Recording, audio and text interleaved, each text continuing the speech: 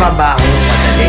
Wala kang karapatang maliitin yung trabaho ng iba. Yung iba sasabihin, gwardiya lang naman yan, rider lang naman yan, construction worker lang naman yan, gasoline boy lang naman yan, fast food crew worker lang naman yan.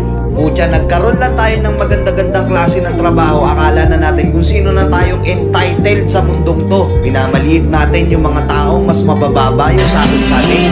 Pagkakaalam ko kasi, wala kang karapatang maliitin o matahin yung trabaho ng iba hanggat nagtatrabaho sila ng marangal.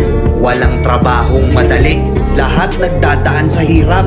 Lahat nagsasakripisyo. Kaya kung iniisip mong porket maganda-ganda yung trabaho mo't malaki-laki yung sinasahod mo, mamaliitin mo na yung mga trabaho ng mga taong nagtatrabaho na mas maliit yung sahod sa'yo. Mag-isip-isip ka.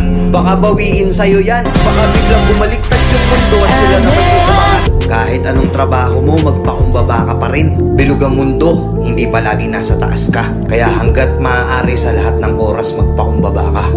Diba? May kilala pa